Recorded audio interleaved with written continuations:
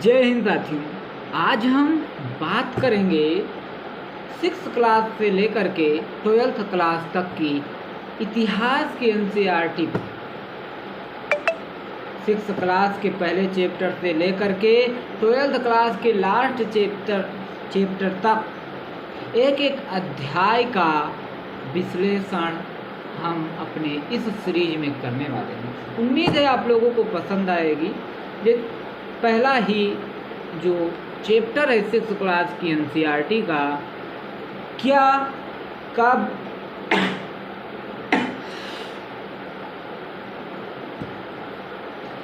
कहाँ और कैसे। क्या, कब, कहाँ और कैसे। रसीदा बैठी अखबार पढ़ रही थी। अचानक उसकी जो निगाह है, रसीदा नाम की एक लड़की है और वो बैठ करके अखबार पढ़ रही होती है और अचानक से उसकी निगाह किसी ऐसी सुर्खी पर पड़ती है जो घटना 100 साल पहले की है। वह सोचने लगती है कि यह कैसे जाना जा सकता है कि इतने समय पहले क्या हुआ था। ये एनसीईआरटी यही सिखाती है। देखिए, इसके पहले ही लाइन में, पहले ही वाक्यों में क्वेश्चन मार्क लगा दो। क्वेश्चन उठता है कि अगर आपको कोई शब्द, कोई दिख रहा है, कोई वाक्य दिख रहा है, अगर उसमें क्वेश्चन मार्क लगा है तो आपको संशय होना चाहिए कि इसका मतलब क्या होगा। जिस प्रकार रसीदा नामक एक लड़की के मन में सवाल उठता है और वो सोचती है कि इतने समय पहले की बातों को लोग कैसे जान पाते होंगे। दूसरा टॉपिक है कैसे पता लगाएं, यह जानने के लिए कि कल क्या हुआ था।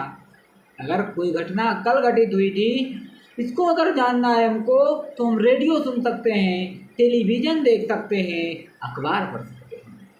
साथ ही कुछ समय पहले या साल पहले, 1 साल पहले, 2 साल पहले क्या हुआ था, इसको जानने के लिए अगर हमें जानना है तो हम उस समय के लोगों से बातें कर सकते हैं जिसे उस समय की स्मृति। लेकिन बहुत साल पहले क्या हुआ था, बहुत पहले क्या हुआ था, या कैसे जाना जा सकता है। अतीत के बारे में हम क्या जान सकते हैं। अतीत के बारे में बहुत कुछ जाना जा सकता है। जैसे अतीत मतलब बहुत समय पहले जो बीत चुका है। जैसे लोग क्या खाते थे, क्या कैसे कपड़े पहनते थे, किस तरह के घरों में रहते थे।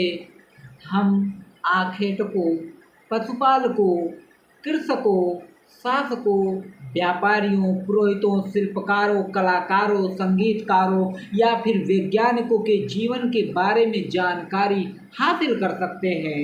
यही नहीं, यह भी पता लगा सकते हैं कि उस समय के जो बच्चे थे वो कौन से खेल खेलते थे, कौन सी कहानियाँ सुना करते थे, किस प्रकार के नाटक देखा करते थे और कौन कौन से गीत उस समय के समाज में गाया जाता था। लोग कहाँ रहते होंगे उस समय। तो कई लाख वर्ष पहले लोग, ऐसा माना जाता है कि नर्मदा नदी के किनारे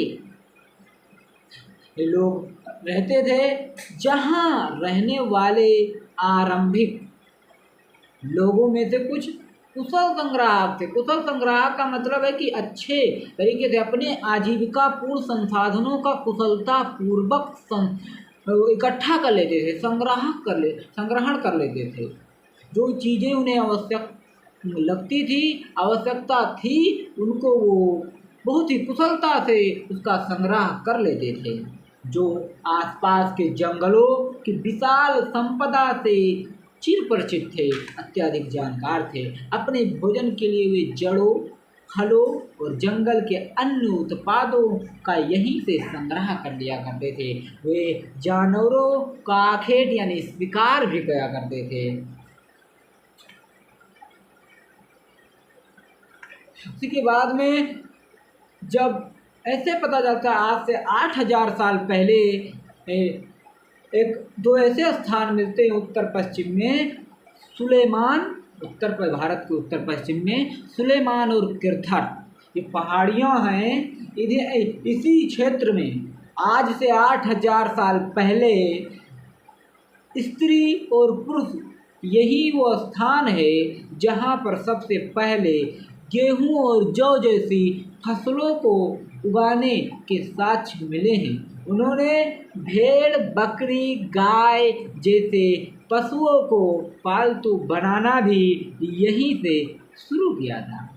और अगर हम बात करें उत्तर पूर्व भारत की तो वहाँ पर गारो और मध्य भारत, गारो की जो पहाड़ियाँ हैं और मध्य भारत में विंध्य की पहाड़ियाँ हैं। ये कुछ ऐसे क्षेत्र थे जहाँ पर कृषि के विकास का कृषि जो कृषि है, खेती है, उसके विकास के साक्ष्य मिलते हैं। और ऐसा माना जाता है कि चावल उपजाने के साक्ष्य जो हैं सबसे पहले विंध्य के उत्तर में मिले थे।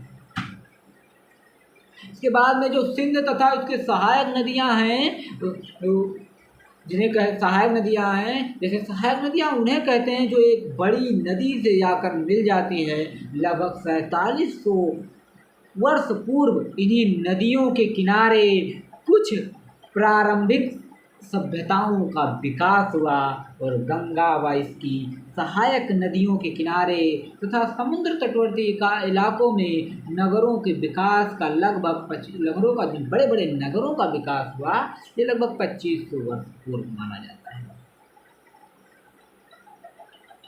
गंगा के दक्षिण जो है इन नदियों के आसपास का क्षेत्र, गंगा के दक्षिण में इन नदियों जो उसके सहायक नदियां हैं उन नदियों के आसपास का जो क्षेत्र है वो मगध कहलाता था, मगध के नाम से जाना जाता था, जिसे हम आज के समय में बिहार कहते हैं। इसके शासक बहुत ही शक्तिशाली, बलशाली हुआ करते थे और उन्होंने एक ऐसे विशाल राज्य की स्थापना किया था। देश के अन्य हिस्सों में भी ऐसे राज्यों की स्थापना की गई थी। लोगों ने सदैव उपमहाद्वीप के एक हिस्से से दूसरे हिस्से तक की यात्रा जारी की। कभी हिमालय जैसे ऊंचे पर्वतों, पहाड़ियों, रेगिस्तान, नदियों तथा समुद्र के कारण ये यात्रा जरूर जोखिम भरी होती थी, फिर भी ये यात्रा उनके लिए असंभव नहीं थी। वो मानते नहीं थे, वो यात्राएं करते रहते थे। अतः कभी लोग काम की तलाश में तो कभी प्राकृतिक आपदाओं के कारण वे एक स्थान से दूसरे स्थान पर जाया करते थे। कभी कभी सेनाएं, अगर राज्य हैं तो सेनाएं जो होती थी वो एक क्षेत्र से दूसरे क्षेत्रों पर विजय हासिल करने के लिए जाती थी। इसके अतिरिक्त व्यापारी अपने काफिले में जाया करते थे और तो कभी अपने जहाज़ों के साथ मूल्यवान वस्तुएं लेकर के एक स्थान से दूसरे स्थानों पर जाते थे। धार्मिक गुरु जो होते थे, धार्मिक गुरु लोगों को शिक्षा और सलाह देते हुए एक गांव से दूसरे गांव, एक कस्बे से दूसरे कस्बे जाया करते थे। कुछ लोग नए और रोचक स्थानों को खोजने की चाह और उत्सुकतावश भी यात्राएं किया करते थे। इन सभी यात्राओं से लोगों को एक ऐसे विचारों को जानने का अवसर मिला। आप बताएंगे कि आज लोग यात्राएं क्यों करते हैं? पर्वत, पहाड़ियाँ और समुद्र इस उपमहाद्वीप की प्राकृतिक सीमा का निर्माण करते हैं। हालांकि लोगों ने इन सीमाओं को पार करना आसान नहीं था, लोगों के लिए जो इन सीमाओं को पार करना आसान नहीं था, लेकिन जिनके अंदर ये महत्वाकांक्षा थी, जिन्होंने ऐसा चाहा वो कर सके, वे पर्वत की ऊंचाइयों को छू सके और गहरे समुद्रों को पार कर सके। उपमहाद्वीप से बाहर भी कुछ लोग यहाँ आए और यहीं बस गए। लोगों के इस आवागमन ने हमारी सांस्कृतिक परंपराओं को समृद्धि किया और कई सौ वर्षों से लोग पत्थर को तराशने, संगीत रचने, यहाँ तक कि भोजन बनाने के नए तरीकों के बारे में एक दूसरे के विचारों को अपनाते रहे। अगली वीडियो में हम बात करेंगे देश के नाम, जो भारत का नाम कैसे पड़ा। आज के लिए इतना ही, धन्यवाद।